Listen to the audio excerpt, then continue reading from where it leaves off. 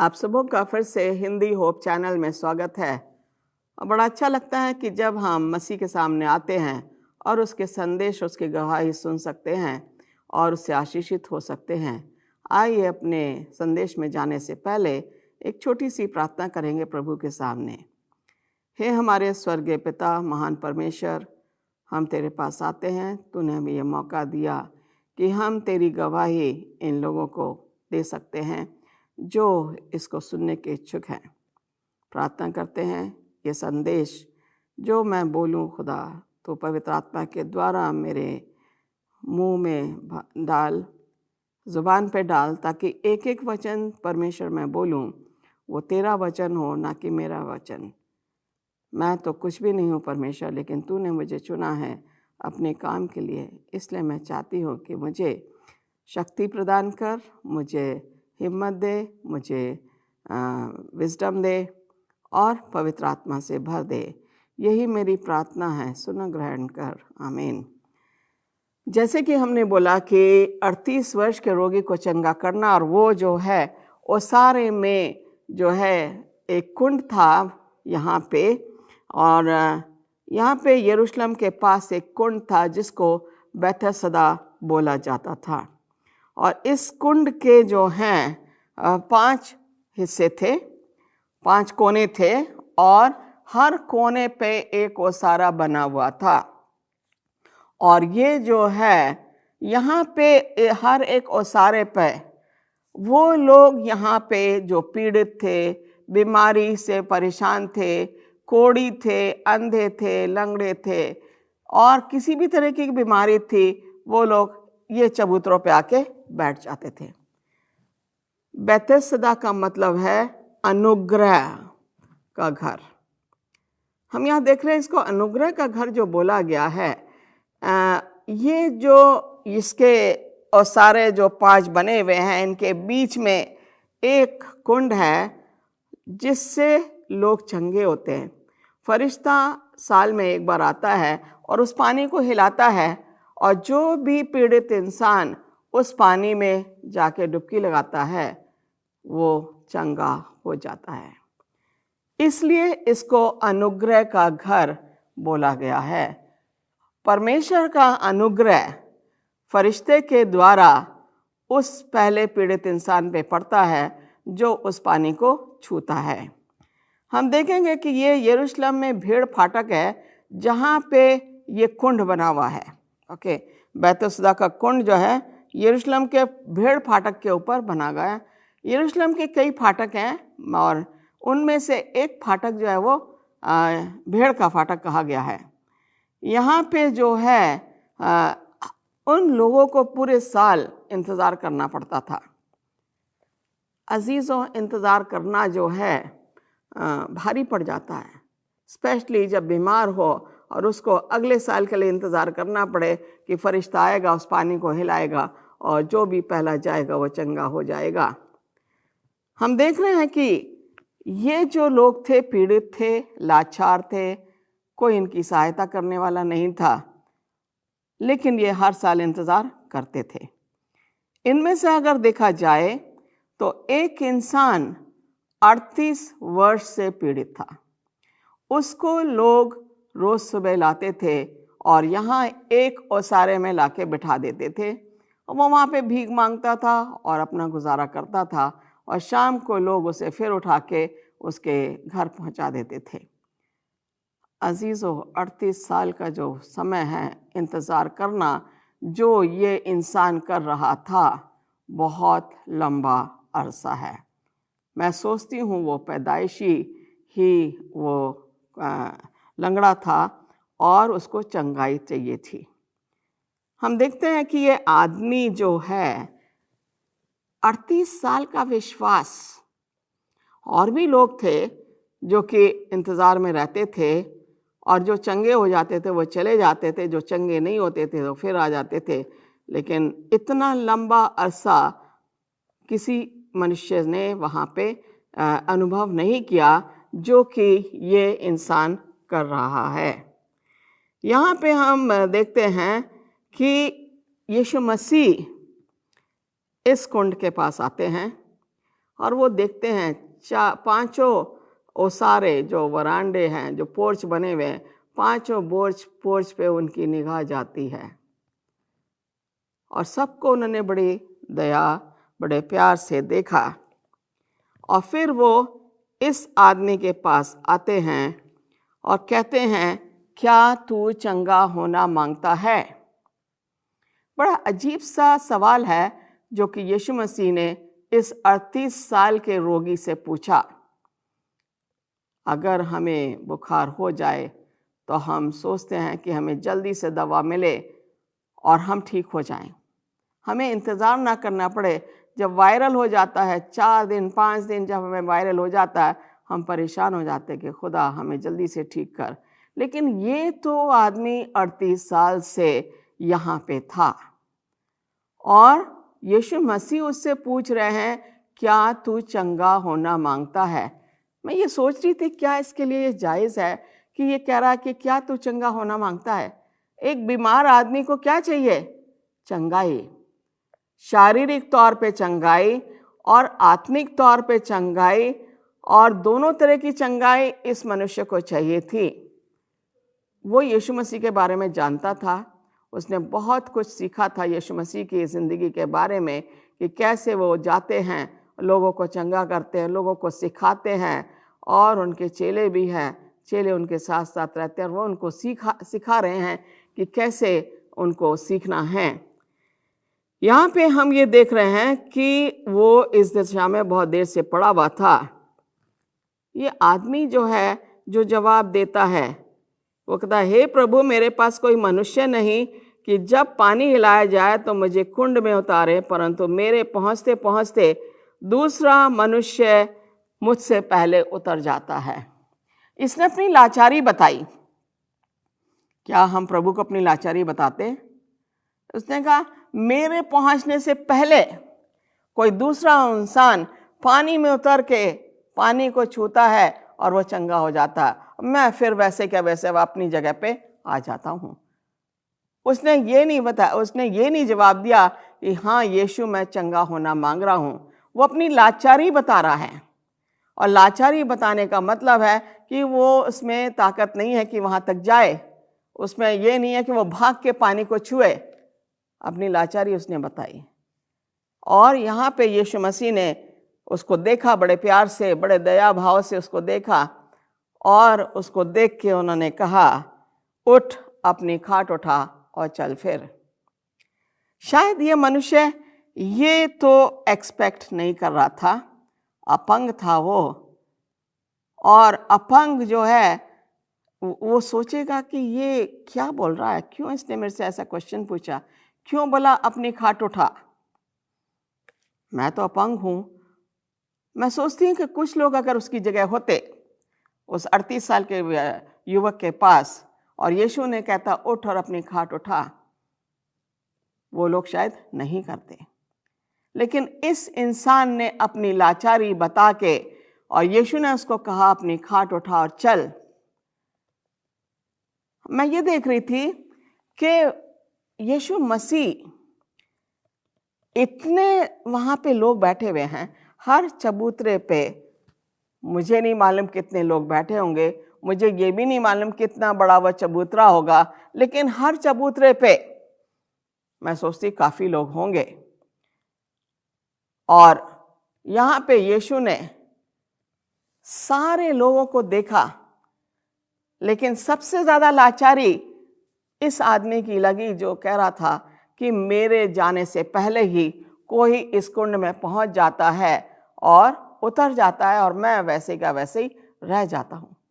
ये लाचार था, ये प्रतीक्षा कर रहा था, ये अपंग था, और इस तरीके से अपनी लाचारी इसने बताई। यीशु ने इसकी लाचारी को समझा, और यीशु क्योंकि हमारे मनों को जानता है, इसलिए यीशु ने इसकी लाचारी को समझा। यीशु ये भी जानता था कि इसको सच्चे हृदय से क्या चाहिए? चंगाई चाहिए। हम यहाँ देख रहे हैं कि ये आदमी जो है मसीह के साथ साथ जो है वो उठ खड़ा होता है, उठ, अपनी खाट उठा और चल फिर। उसका विश्वास मसीह में बन गया। जब यीशु मसीह ने कहा उठ, दूसरा उसने कहा चल फिर, तो उसने अपनी खाट उठाई। आज्ञा का पालन करना बहुत ज़रूरी है, जो कि आदम और हवा ने नहीं किया था और पाप इस ज़मीन पे आ गया।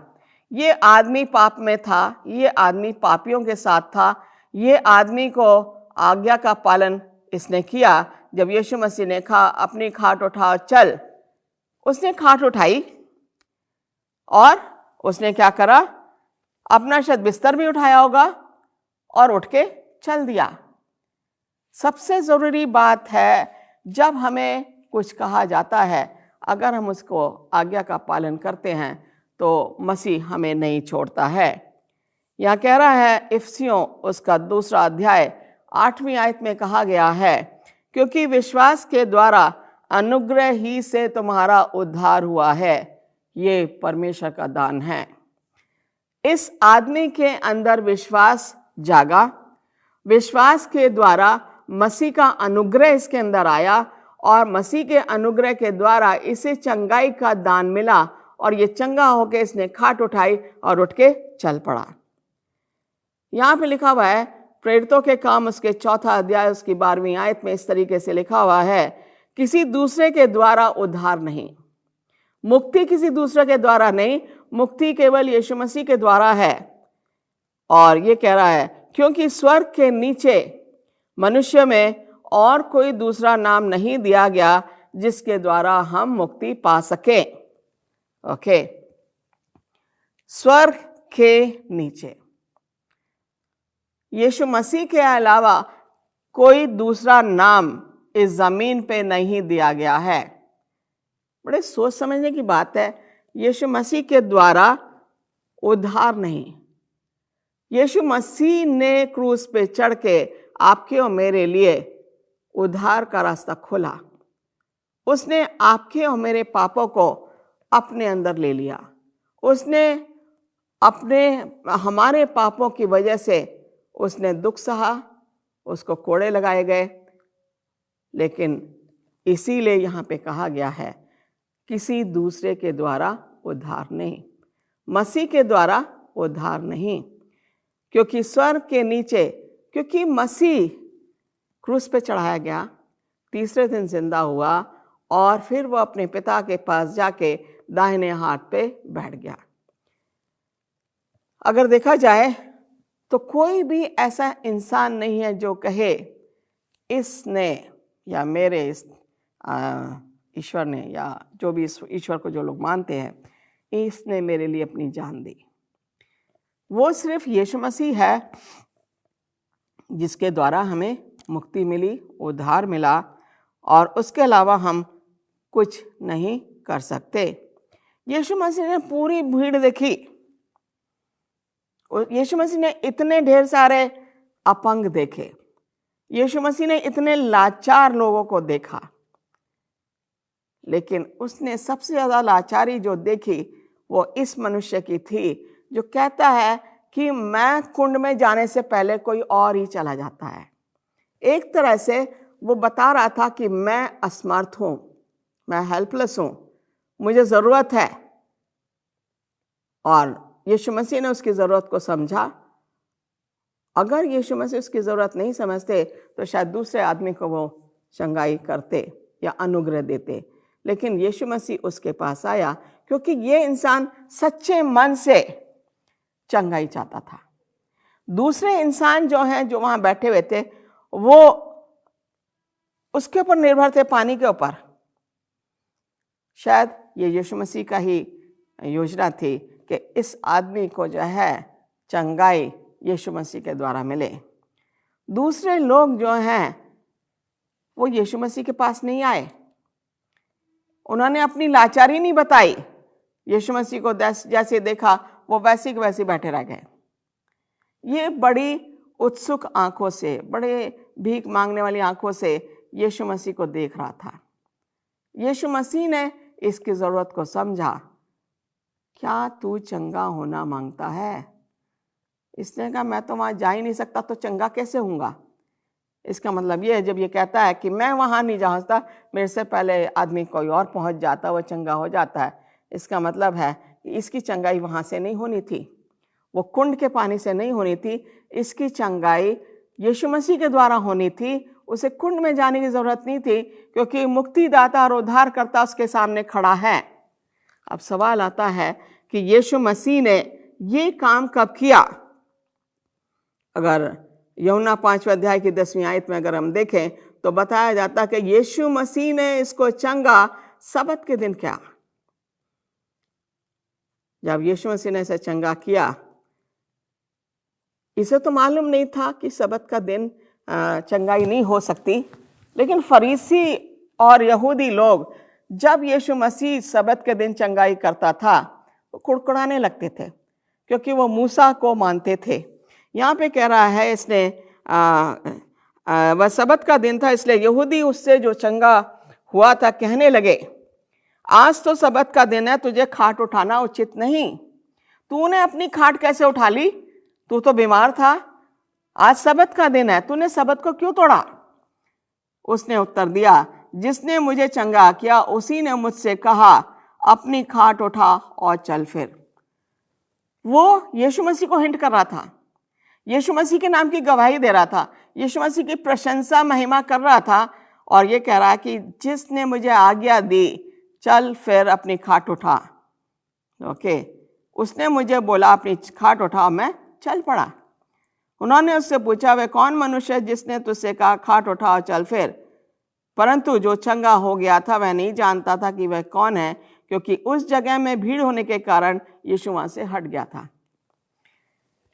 हमने अक्सर देखा है कि यीशु मसीह के जो मौजज़े या चमत्कार हुए, यीशु मसीह के साथ भीड़ थी, उन्होंने चमत्कार किया और वो वहाँ से हट गए। यहाँ पे जो है यहूदी लोग, एक बार फिर हम यहूदी लोगों को देखते हैं, कहते किसने तुझे चंगा किया? ये कहता है कि जिसने मुझे बोला खाट उठा चल फिर। कह रहा मैं नहीं जानता वो कौन है जिसने मुझे चंगा किया। उसे तो इतना मालूम है कि उसे बोला अपनी खाट उठा और चल। जो इंसान 38 साल से लाचार था, आज वो इंसान लाचार नहीं है, क्योंकि यीशु मसीह के नाम की चंगाई उसे मिल गई। यीशु मसीह के नाम से उसने वो खाट उठाई और वहाँ से चल दिया। यहूदी लोगों को ये अच्छा नहीं लगा। उसने कहा मुझे नहीं मालूम कौन था, उसने मुझे ये कहा अपनी खाट उठा और चल फिर, और मैंने अपनी खाट उठाई और मैं चलने लगा। वो बता रहा है, यीशु मसीह ने हमेशा बोला है कि तुम जाके चले जाओ यहाँ से, किसी को मत बोलना कि मैंने तुम्हें चंगा किया है। लेकिन हम देख रहे हैं हर एक चंगाई जो हम देख रहे हैं, यीशु मसीह जो चंगा कर रहा है वो वहाँ से हट जाता है। यीशु मसीह यहाँ से भी हट जाता है। उसे मालूम है लोग उसके ऊपर लांछन लगाने को तैयार हैं, लोग उसको ये बोलने को तैयार हैं कि ये यीशु मसीह नहीं है। वो ये नहीं समझना मांगते हैं कि यीशु मसीह परमेश्वर का पुत्र है। वो ये नहीं समझना मांग रहे हैं कि यीशु मसीह ही वही इंसान है जो परमेश्वर का मेमना है, जो जगत के पाप उठा के हमें उद्धार का रास्ता दे रहा है। वो समझना नहीं मांग रहे हैं, और जब वो समझना नहीं मांगते हैं तो मसीह के ऊपर लांछन लगाते हैं। लेकिन प्रेरितों के काम 4:12 में कहा है, दुनिया में नीचे और पृथ्वी पे कोई ऐसा नाम नहीं सिवाय यीशु मसीह के जिससे हमें उद्धार मिल सके। ये कह रहा है विश्वास ही के द्वारा इस मनुष्य में विश्वास जागा, मसीह का अनुग्रह इसके ऊपर आया और इसने गवाही दी मसीह के नाम की। इसने परवाह नहीं करी कि सबत के दिन चंगाई दी। परमेश्वर का पुत्र सबत का भी परमेश्वर है। परमेश्वर का पुत्र जो है उसको अधिकार दिया है इस जमीन और आसमान पे। वो सबत का भी परमेश्वर है, सबत का भी ईश्वर है। वो प्रकाश है इस जीवन का। जब हमारे जीवन में अंधेरा आ जाता तो वो नई रोशनी के थ्रू हमें नया जीवन देता है। वो इस आदमी को, इतने लोगों के उसमें से उसने एक ही आदमी को चुना क्योंकि उसे इसकी ज़रूरत का मालूम था। उसे मालूम था ये लाचार कितना है। उसे ये भी मालूम था ये आदमी चुप नहीं रहेगा जब ठीक हो जाएगा, और ऐसा ही हुआ। उसने कहा यीशु मसीह जब ये वापस गया, वहाँ से हट गया, इनके बाद वह यीशु के वो मंदिर में मिला। वो मंदिर में जाता है, जब भी यीशु मसीह ने चंगाई की उसने कहा मंदिर में जाके महायाजक को दिखाओ। ये मंदिर में जाता है और यीशु मसीह इसको मिलते हैं।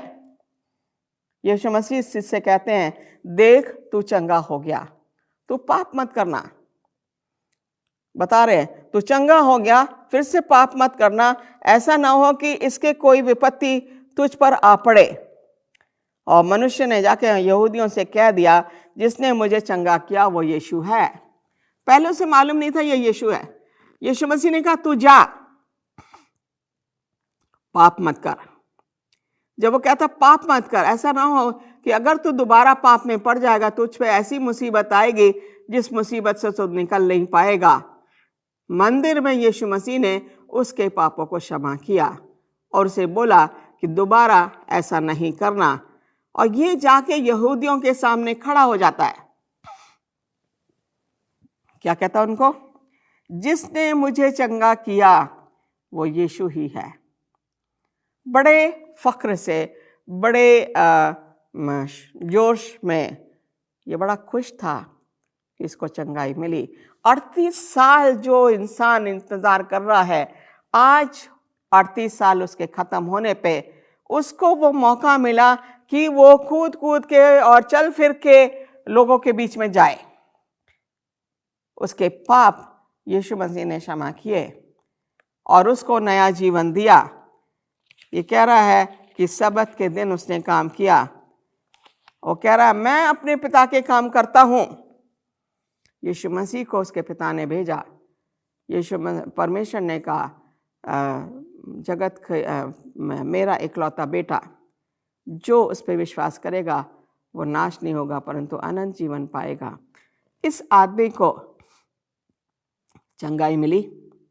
इस आदमी को बोला गया पाप नहीं करना। इस आदमी को बोला कि तू आज से तू चंगा हो गया है।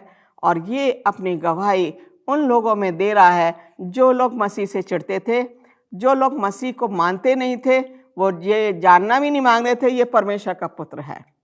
लेकिन इस शख्स ने बोला जिसने मुझे चंगा किया, नया जीवन दिया, वो यीशु मसीह है। आइए प्रार्थना करेंगे। प्यारे खुदावन, एक बार फिर से तेरे पास आते हैं, तूने हमें यह मौका दिया कि हम तेरे हुजूरी में आके तेरे वचन को लोगों में बांट सकते हैं।